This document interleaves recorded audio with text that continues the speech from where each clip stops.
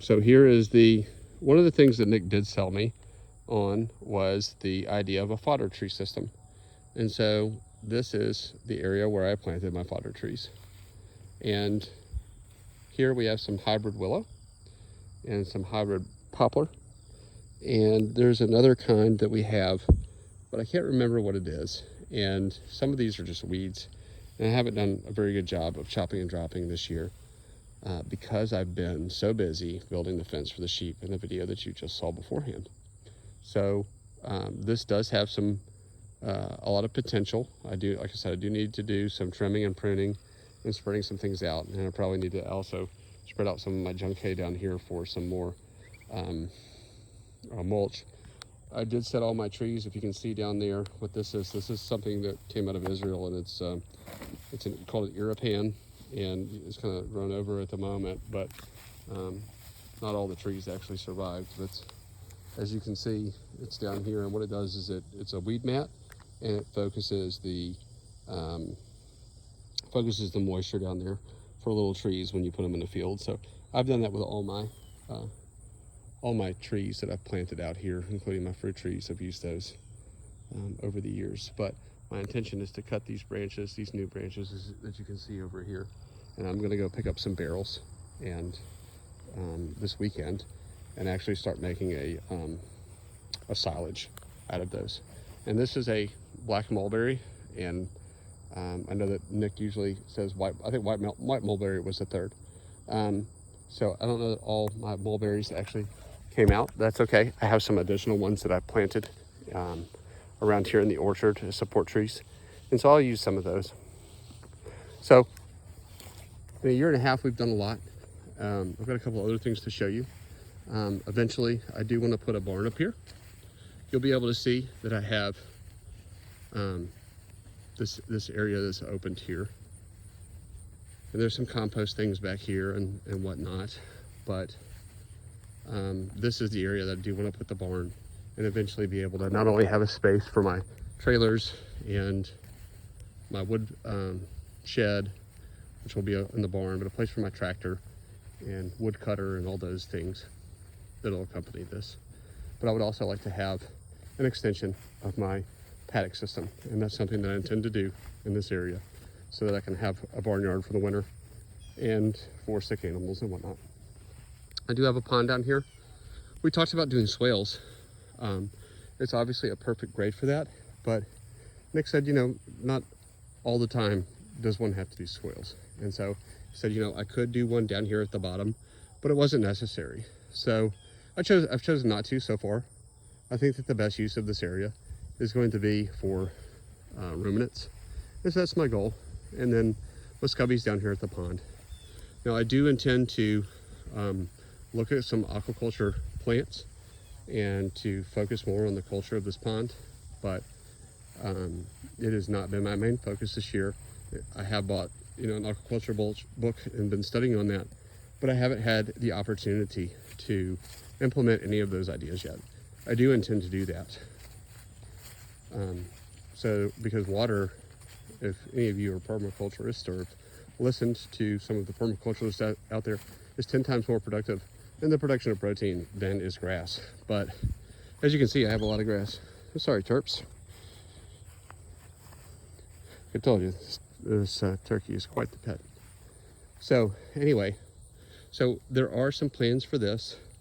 I want to be careful and make sure that I don't put a species that completely takes over the pond. I know that a lot of water plants will completely take it over, and I don't want it to experience that and have to come through and feel like I need to chemically control something. So I will probably reach out to Nick for further advice as a phase 3 or 4 of my project plan.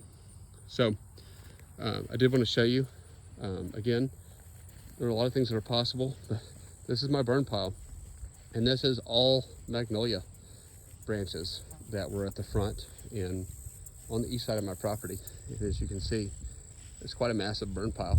And so this is what it took. And there's some more branches out there that I still have to put out here. So a few fence pieces, but I've got to burn this sucker, and again, it was quite big and took a lot of effort. A lot of times in the permaculture communities, I think that people get concerned about using equipment, and I think that's a fool's errand. If you can afford a piece of equipment, it makes sense. I listen to Jack Spirko at the Survival Podcast a lot, and he's okay with two kinds of debt, and that's house debt and car debt. Since I don't have car debt, I opted for tractor debt because Kubota offers 0% down and 0% financing for 7 years, and and you can wrap your implements up in that. And so I'm not a salesman for Kubota. Maybe they'll give me a kickback if you tell them that I sent you. That would be fun, but probably not. But it is it's worth it to have a good solid tractor with good implements on a piece of property, especially if you're looking at a piece of property that's over, let's say 3 or 4 acres. And even then, you may still consider something that has a bucket. A bucket with quick attachments is the most useful thing that I have ever experienced. It has saved me so much labor. It has magnified my ability to work, and was the best purchase of any piece of equipment I've ever made. And so for about $300 a month, I have a tractor that has a fork, pallet forks, a bucket, an auger, a rear tine tiller, and a bush hog. And so those things right there have been absolutely amazing. I know a lot of people will say that tillers are the devil and we shouldn't use them, but for getting garden beds established, it's extremely helpful for me. And so that's what I've done. So I do want to show you my garden. Before I do ask that you understand that there's a lot of weeds down here. They're here, especially down at the northern end. But again, I've spent a lot of time in my fence and haven't spent enough time weeding, which is what I'm going to be doing after I get off this video with you. But this is my garden, and it is on the west side. The east side of my house. It used to be over at the chicken area that I showed you last time. By the way, right there where all those sunflowers are behind it, those are blueberries as well. Right in front of those. So additional blueberry patch. But Nick came to me and he said the afternoon shade is going to pay dividends, and it's absolutely happened this year. My garden's been the best that it's ever been. It's August. My okra's small, but that's because I started it from seed, and you shouldn't start okra from seed. You should plant it directly from seed where I am anyway, and I planted it too early, and so now it's really starting to blossom out and do well. But whereas all my neighbors have had their squash die off already and their cucumbers die off already, I'm still having cucumbers production. I'm still having squash production. It's been the best year I've ever had for squash. And you can see that it looks a little yellow. Again, I haven't done a great job of spending time on it when it comes to fertilizing it. I only fertilized it once, and I put some junk hay that I got for free. Got 100 bales for free off Craigslist, somebody that was cutting their farm. But I'm getting 7 or 8 a day, easy. More than we can eat for sure. Our pepper plants are doing wonderful, best we've ever done. Eggplants are doing wonderful. Tomatoes are doing wonderful. Corn didn't do well in the back, but I planted it extremely late. Beans were doing pretty well, better than they've ever done.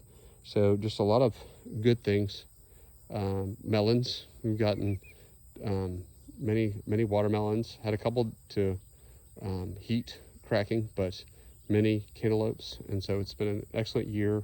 A lot of turnips and turnip greens. And so this garden, just by moving it to where it has just a couple more hours of shade in the afternoon, has been a game changer. And also it has given me the opportunity to work on it, and my kids to work on poorly weeding it in the shade in the evenings when we get off work. Some other things that we've done, and I haven't watered these as much as I should, but I've got these beds from Fodder. And so I wanted to make a strawberry bed. I transplanted a few strawberries, and some of them did okay, some of them didn't. But again, I haven't done as good of a job watering as I should. But it was based off a recommendation from Jack Spearco. I decided I would try sweet potatoes. And as you can see, the sweet potato bed is absolutely doing gangbusters, and it's doing a really good job. And I planted these, maybe a month and a half ago, and they're just falling out. And so it's pretty amazing, and it's doing a pretty good job. So good recommendations. Eventually, I know this fence is paltry and sad with just some chicken wire around it, but it was just a temporary solution to see how well it would work, and I'm happy with it. So eventually what I'm going to do is set in wooden post and actually stretch wire, as I've done over on the other side of my property. What I did for my sheep fence, kind of returning to that, is put high tension field fence, no climb field fence for sheep and goats. And I chose this, even though it was the most expensive option, as my fence choice because it will keep the sheep in. And I know that sheep are escape artists. I've listened to many people, and you want to have a good solid system for your fence. And so that's what I did.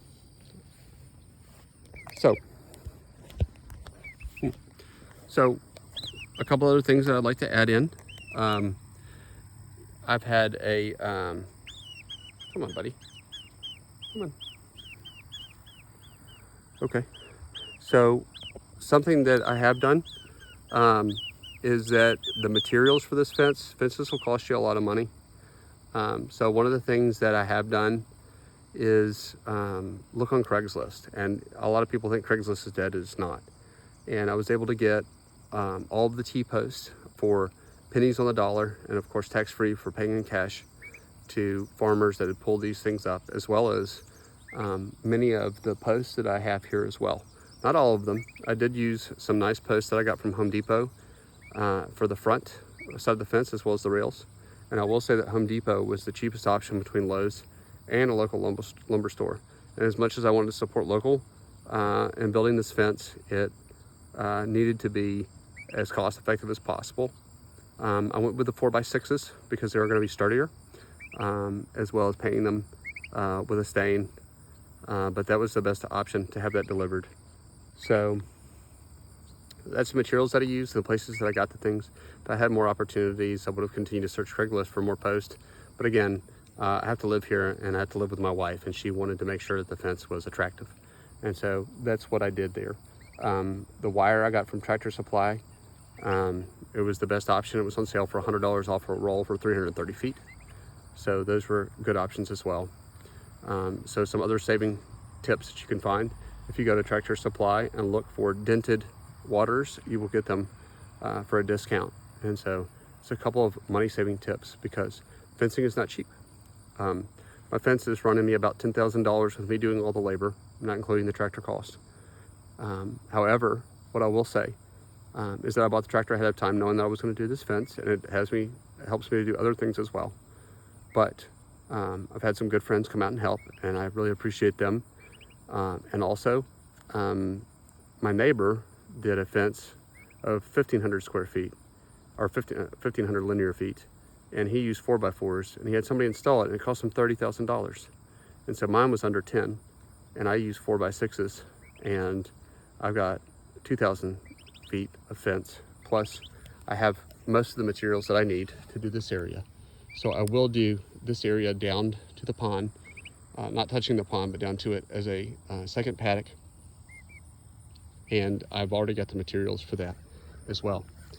What I also will do is take this fence and do cross fencing.